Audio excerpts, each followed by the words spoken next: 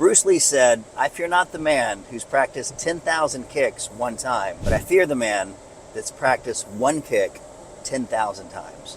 And that's why this video is about repetition and the psychology of creating a long neural pathway. Because what gets fired together gets wired together. You may have seen that in the movie What Bleep Do We Know years ago, 20 years ago, but the entire concept of creating habits, a habit loop, and neural pathways, whether it's through handwriting, through meditation, through journaling, through martial arts, is about using your brain to seal in an emotion with a habit. The habit books that I've been reading by James Clear, they talk about this habit loop of like, if you can find the piece and then that trigger into an emotion, then all of a sudden you can change your diet, you can change your life, you can change everything about habits. But that's what most people have stuck in a trauma or bad habit. So think about what a trauma is. I'm going to go back to my NLP training here, my therapist hat on.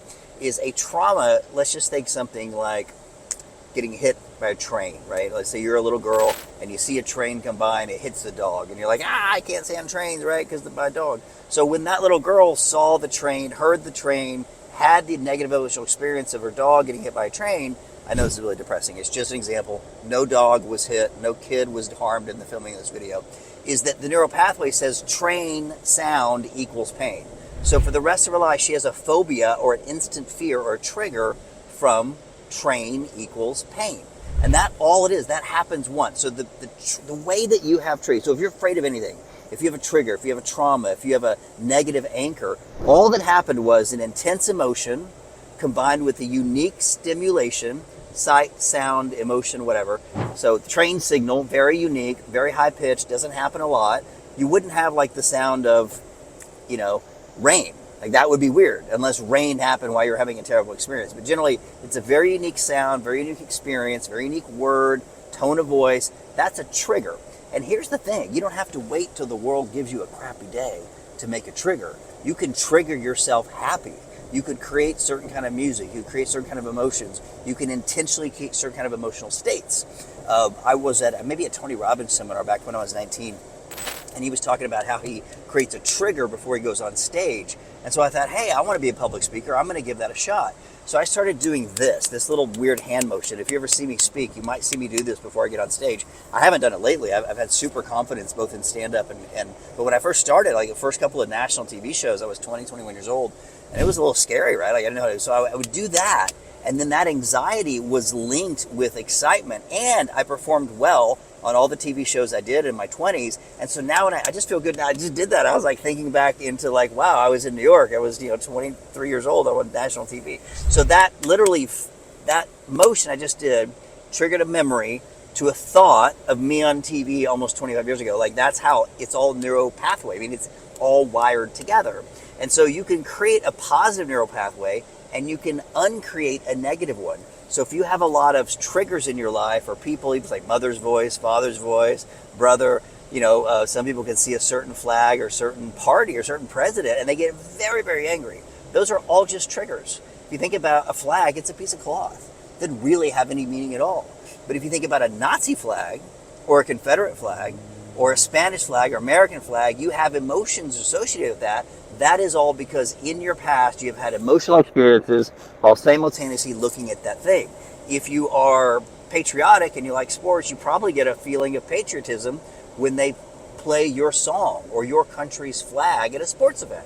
That's probably a very good anchor, good trigger. If you get angry when you see a certain flag, like a Confederate flag, that's because you've had a lot of negative experiences when that flag is being shown, whether it's the Capitol riots, whatever kind of racism, whatever. It's not even about that. It's about what trigger makes you have a certain feeling. Here's the dealio, is that so you can control both the trigger and the response, but you have to be consciously aware that the trigger is happening to you, and you have to then say, okay, here's this trigger, I'm going to make it different. I think one of the reasons Tony Robbins got very, very famous, not only is he super talented and he's very smart, but he actually used to do the snake phobia cure back in, I think he got real famous in Canada when he was 18 or 19. He would bring anyone on stage that had a phobia of snakes.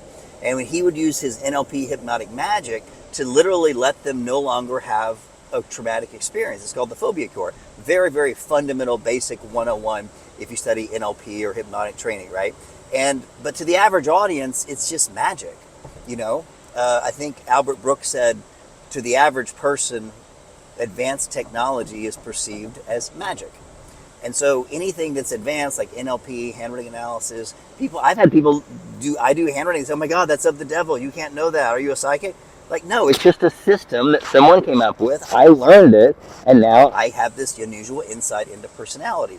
So what he did is he was able to cure someone's snake phobia instantly, and that seemed like magic. But all he was thinking was, here's the stimulation, here's the emotion, let's break the pattern, and then create a new emotion associated with that. So for example, the alarm clock. If you have a negative emotion to your alarm clock, you're going to hate the mornings.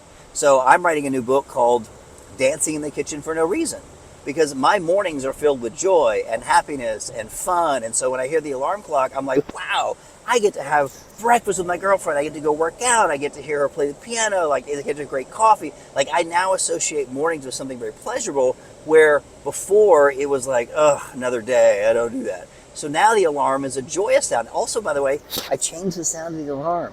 With our smartphones now, you don't have to have a bad alarm. You can have music, waterfalls, piano music. You don't have to have wah, wah, wah, wah.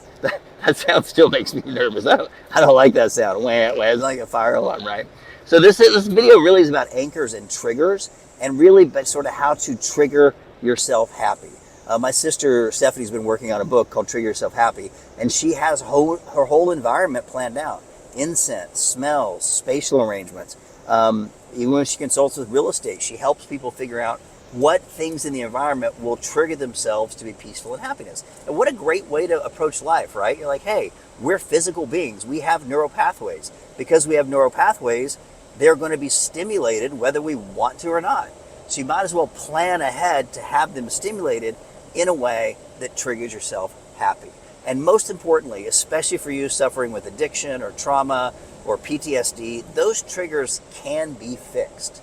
You do not have to live with absolute trigger, shelter, shut in. I can't go out in the world because I'm afraid of a loud noise. I remember a story, maybe 77, 78, my mom, after she left my dad and divorced with my dad, is that she dated a guy that came back from Vietnam. And once in a while, he would run around screaming Charlie, and he would look up in the sky for helicopters because he had PTSD. So he physically heard something, like a gunshot or firecracker, and he thought, oh my God, his brain flashed back to the horrors of war. So that's real. That's real. And it can be solved now through a combination of mushroom therapy and a lot of interesting psilocybin, NLP, hypnosis. But the thing is, you don't have to live with it. We're organisms that learn, and we can unlearn the same way. Anyway, that's my lecture on triggers and anchors. It's a pretty cool concept, and it's pretty fun, but you'll have to dig really deep into the NLP books to fully understand trigger and anchoring. In my latest book, which is hopefully out by now, Happy, Wealthy Mind, I talk about triggers and anchors and how to trigger yourself happy, but it's a much, much deeper context, and if you're into therapy or counseling, it's just fascinating. I mean, human beings are fascinating. We're little learning machines, and you can trigger yourself happy. My name is Bart Baggett. Thanks for following. Thanks for watching the video. I know it's a little bit long. Like and subscribe for more. Hit the little bell, and it'll shoot you a little icon when we have new videos uploaded on this channel. And I appreciate it. Have a great day.